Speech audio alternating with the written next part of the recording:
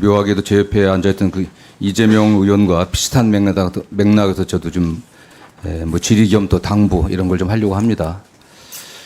사람의 그 생각이나 가치는 잘 바뀌지 않습니다. 그러나 공직자라고 하면 자신이 처해 있는 그 위치, 또 지위, 그 책임에 맞게 또 행동할 의무가 있습니다. 근데 어떤 사람의 가치나 철학이라든가 또는 생각이라고 하는 건 그 사람의 말을 통해서 알아볼 수가 있습니다. 저는 제가 정통 군인인 신원식 장관, 그 다음에 특정 정당 소속의 정치인이었던 또 신원식 의원, 또 예비역 육군 중장으로서의 민간인 신원식 중장, 또 국회의원을 넘어서 이제는 대한민국의 국방 안보를 책임지는 국무위원, 국방장관 신원식 이 관련해서 좀 이제 좀 달라진다 한다는 그런 제가 좀 묻겠습니다. 우리 신 장관님이 이제 군인 시절에 어떤 생각을 갖고 있었냐는 그 3사단장 시절에 그 백골용사의 다짐 구호, 그냥 거기 나타나 보고 있습니다. 부관 참시 김일성, 능지처장 김정일, 김정은, 북한군이 가슴에 총칼을 박자. 이렇게 이제 구호를 내세우고 우리 장병들의 정신 교육시켰습니다. 그런 사실이 있죠? 그렇습니다. 예, 저는 뭐 군 최일선 접경 지역을 담당하는 군의 지휘관으로서 당연히 그렇게 할 수 있다고 생각합니다. 그런 그 또 마지막 2016년 1월에 합참 차장으로 전역하면서 화랑도에서 동작동까지 항상 가슴에 품었지만 전쟁터에서 목숨 바쳐 싸우지 못했습니다. 저는 압록강물을 수통에 담아 조국에 바쳐보지 못했습니다. 이 미완과 물증은 후배 전우들에게 남기고 갑니다. 모두가 평화통일을 노래할 때 북진통일을 준비하십시오. 통일의 과정은 아무리 아름답더라도 그 완성은 총구로부터 나옵니다. 이렇게 하시고 떠나셨죠. 이게 이제 군인 시절에 신원식 장군이셨습니다. 그 다음에 민간인으로서 신원식 예비역 중장의 또 말씀을 보면은 2018부터 19년에 뭐 아까 우리 이재명 의원도 말씀하셨지만 5.16과 12.12 쿠데타를 약간 옹호하는 듯한 그런 말씀들, 또는 정광훈 목사가 주도하는 태극기 집회에 가셔갖고 뭐 문재인 모가지를 따는 건 시간 문제다, 뭐 여러 가지 문재인의 악령이다, 뭐 기타 등 극단적인 말씀도 하셨습니다. 또 그러고 나서 2020년도부터는 이제 특정 정당 소속의 정치인으로서 신원식 국회의원이 되셨습니다. 또 그런 연장선상에서 북한 무인기 침투 사태 때 그 페이스북을 보면은 그 동료 의원 김모 의원이 북한과 내통하고 있다는 함정 의심을 할 수밖에 없다. 북한 당국으로부터 정보를 전달받는 수밖에 없다. 뭐 이런 말씀도 하셨고.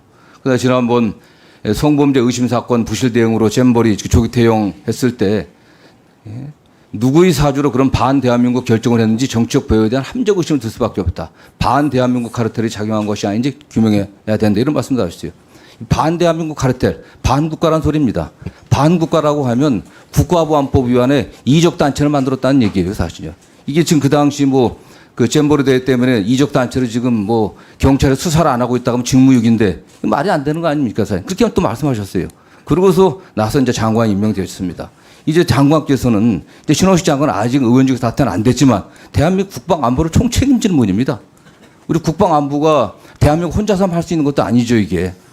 신 장관님의 이제 신 장군이 아니라 신 장관님의 입장은 우리 가장 대한민국 가까운 미국과의 관계, 한미 동맹을 기초로 해가고 또 가장 우방국인 일본과의 관계들, 또 주변 또 다른 뭐 러시아라든가 중국과의 관계 이런 걸 종합적으로 고려하셔갖고 대통령의 최고 국방 참모로서 정무적 판단을 또 군사적 판단을 제대로 해줘야 될 의무가 있는 겁니다. 그렇지 않습니까?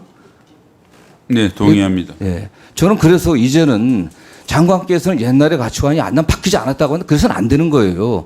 저는 국회의원일 때 민간이 신원식이었을 때는 뭐 홍범도 장관 얘기할 수 있습니다. 그러나 이제는 대통령의 최고 국방과 안보에 관련된 대통령의 최고 정무참모로서 역할은 또 좀 달라져야 된다고 생각합니다. 그게 똑같은 게 아니에요. 처해 있는 위치가 다릅니다.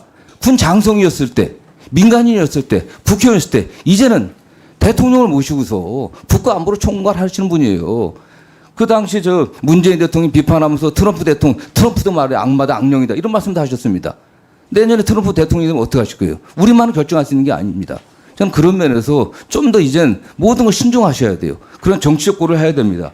저는 9.19 군사합의 관련해서도 우리 신 장관님의 그런 판단도 있을 수 있습니다. 그러나 아까 말씀하신 것처럼 북한의 동향 우리가 다 파악하고 있었지 않았습니까? 물론 제약은 있겠죠. 장관님께서 말씀하시는 것처럼 저게 산해고 후사면 뒷면 같은 건 잘 못 볼 수 있습니다. 정찰에 제한할 수 있어요.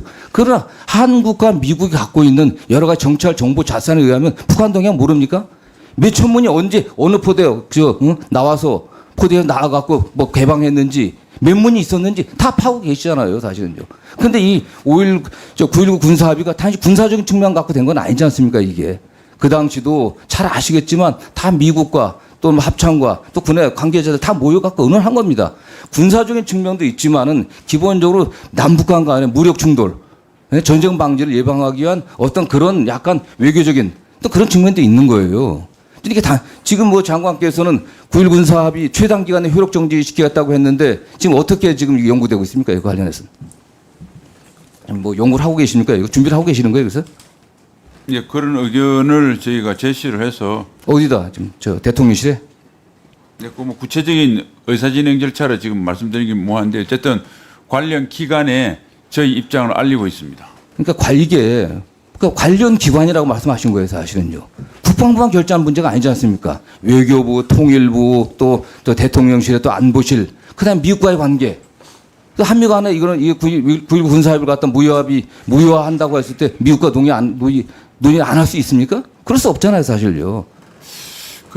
정 의원님, 제가 첫날부터 9.19 합의는 군사적으로 이거는 효력 정지시킨 게 맞다. 그러나 국방부 단독으로 결정할 수 없기 때문에 관련 부처와 협의를 해 나가겠다고 계속 일관되게 말씀드렸습니다. 장관께서 네. 맞습니다. 그렇습니다. 이제는 이제 그런 측면을 이제는 그 청문회 꿈을 꿈고 나라를 위해서 한번 진짜 통일에 한번 최전선에서 싸워갖고 통일해야겠다 이런 의지를 갖고 육사 가셨잖아요. 그리고 오랜 청춘을 다 바쳤습니다. 그리고 민간인력 국회의원 같은 장관까지 왔어요. 이젠 최고 책임자가 된 겁니다. 그러나 그 당시에 시혜하고는 좀 더 커져야 돼요. 이젠 군사적 이익이 아니라 국가적 이익.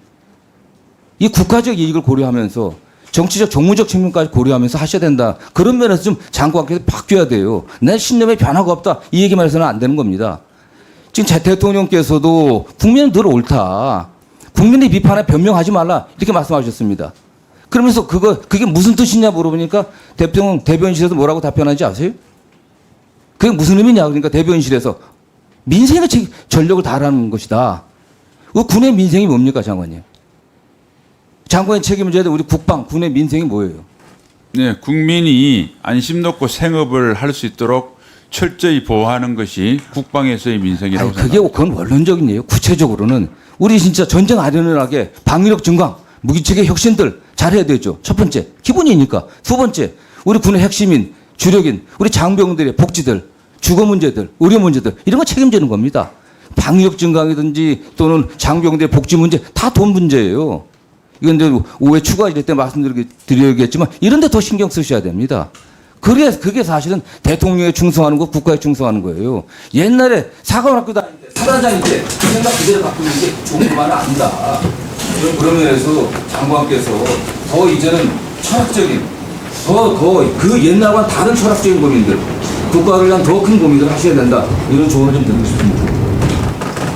네, 정승호 의원님의 조언, 군에 대한 사랑에 대해서는 무겁게 받아들이겠습니다. 저는 국방부 장관으로서 국민의 생명과 재산을 지키는 데 도움이 되느냐 안 되느냐가 모든 가치 판단의 기준이고 도움이 되는 방향으로 혼신의 힘을 다하겠다는 약속을 드립니다. 이상입니다.